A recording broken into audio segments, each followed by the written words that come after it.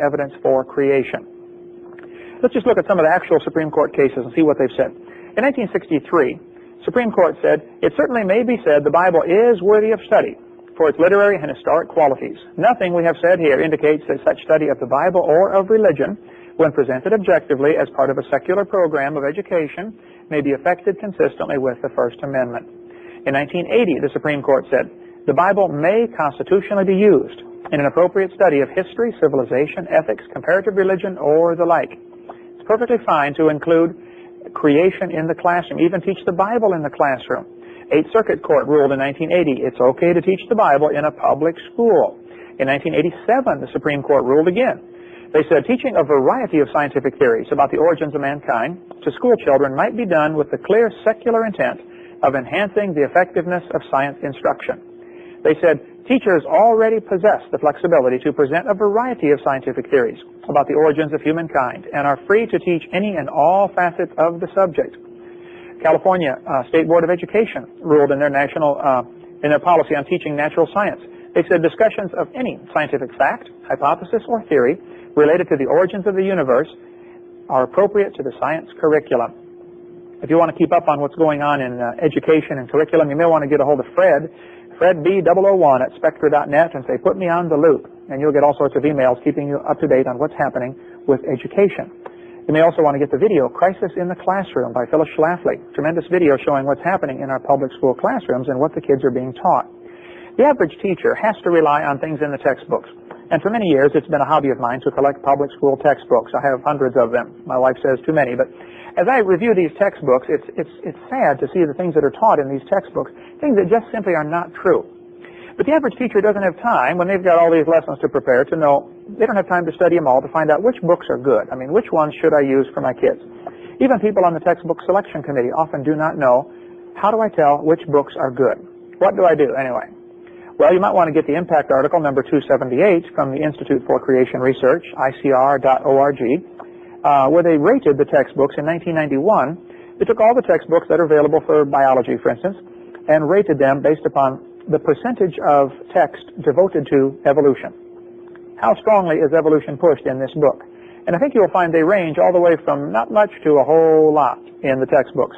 For instance, Merrill Science put out biology, a book called An Everyday Experience. It only had 2.9% of the book devoted to evolutionary teaching.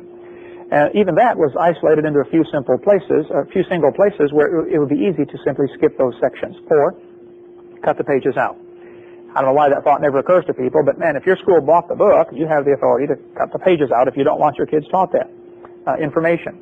Another option is to get stickers in the front of the book that warn the kids about information that's not true.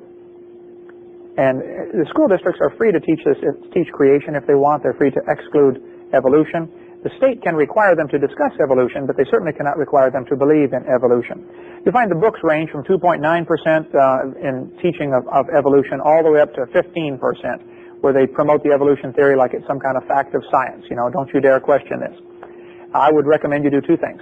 If you're on the textbook selection committee, or if you're going to select books for your school, pick the book that's the least poisonous, the one with the least amount of evolution in it, and then do two things. Write to the other publishers and tell them why you didn't pick their book. If you wrote to HBJ, Harcourt Brace Jovanovich, and said, "We did not pick your book this year because you had, too much evolution or false information." Textbooks are very good at using false information to push the evolution theory, and that simply isn't fair, of course isn't right, and is actually illegal in many states.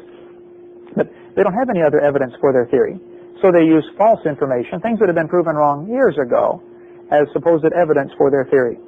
For instance, textbooks will often teach that the human embryo has gill slits, which was proven wrong in 1874, but it's still in textbooks today. Every biology textbook that I'm aware of, and I have hundreds of them, teaches that the human embryo has gill slits, and that is evidence that we went through a fish stage in our development. Proven wrong at the Court in Jena in 1874. I don't know why that's still in the textbooks. That simply should be taken out. They also teach that there are vestigial organs, like the human has a vestigial tailbone or something. That's not true at all. There are no vestigial organs, like an appendix. That's part of your immune system. So the textbooks teach things to the kids that just simply are not true. That doesn't mean all the teachers are teaching these things, but the textbooks certainly contain that information. We've got a whole videotape 2 hours long on this very topic, lies in the textbooks. We also have produced a little booklet called Are You Being Brainwashed by Your Public School Science Textbook? That might give students or teachers some helpful information to know what is not true. I was in a debate one time with a professor who believed in evolution, and I showed some of the things that are not true in the textbooks. I went for about an hour. He got up and he said, now folks, Mr. Hovind is right. These things are not true. But I'd like to ask him a question. What would he replace them with? I thought, wait a minute, I have to find a replacement for evidence for his theory? I would say if you don't have any evidence for your theory, maybe you need to get a new theory.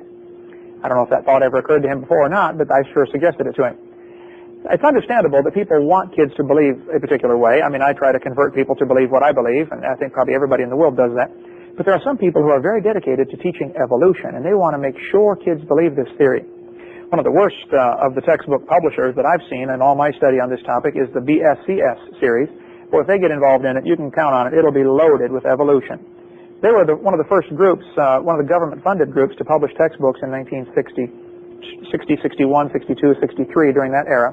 Many books began to come out really pushing evolution strongly. And there's lots of reasons behind why that happened. If you give me a call, we can go into a long discussion sometime on that.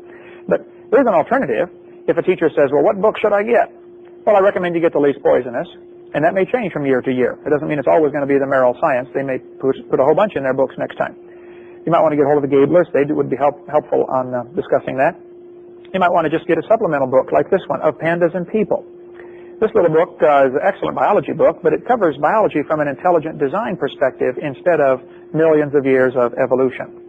And that may be something you could use in your classroom, where it doesn't talk about God or the Bible. It just says, hey, there must have been a designer, an intelligent designer. I think what's in these books is so important because what the kids read in a book, of course, especially at junior high, high school level, they're going to think, well, it's in the book, it must be true. Adolf Hitler said, let me control the textbooks, and I will control the state. Who selects the books you buy anyway? And how is this done?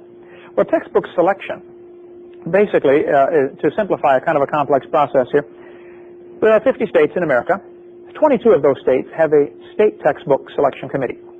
In the other states, the teacher can pick their own books or the school district can pick their books. You know, there are no regulations. But in the 22 states that have a state textbook selection committee, there will be 12 or 15 or 20 people meet in the state capitol typically, and they will get a book from each of the publishers. The publishers will send a sample copy of their book. Sometimes they even send a representative and wine them and dine them and say, you know, please buy our books. They're trying to sell their books. Money's the bottom line. And these 12 publishers will send their books saying, please buy our book. Then the textbook selection committee will look over the 12 books or 10 or whatever it is, and they will pick out a few that they recommend. In Florida, for instance, where I live, the state textbook selection committee narrows it from 12 down to 5. Those 5 titles are sent to each of the local school districts, and the school district will select a committee of people. Usually the school board members will select somebody to represent them on the textbook selection committee. That committee will meet typically in January or February to look over the books that are available so that they can get them ordered and get them in time for September. The committee then will look over the 5 approved state books, and they will pick 1 or 2 that they approve for their county. And then those books will be purchased by the teacher and used for the next 6 years in class. 1 year they'll pick science, and the next year they pick English or history. They rotate. Different districts have different ways they do it, but that's the general concept. And the atheists and evolutionists seem to have been really good at getting on the textbook selection committees to make sure evolution is taught. They know, of course, they can't hold a meeting and teach everybody evolution in a town meeting because nobody would show up to the meeting. So they have to present the evolution at the taxpayer's expense via the textbooks. And that's where teachers come in, and they can do something about it. You can select books that simply don't contain that information, or put a warning sticker in the front, or cut out the bad pages. I mean, your school bought the book. You can do with it as you please. So I'd recommend you maybe get on that committee. Some practical things you can do. And this has been done in many areas. Get the pages, get a book. Let's say you already paid $50 for the book. You don't want to throw the whole book away. So you get the book and find the places where false information is presented, like the gill slits, the tailbone being vestigial, the horse having 4 toes, every one of the so-called caveman evidence for evolution, even the section about the geologic column and the layers being different ages. Absolutely not true. And I cover all that on our seminar videotape. You might want to get that seminar on lies in the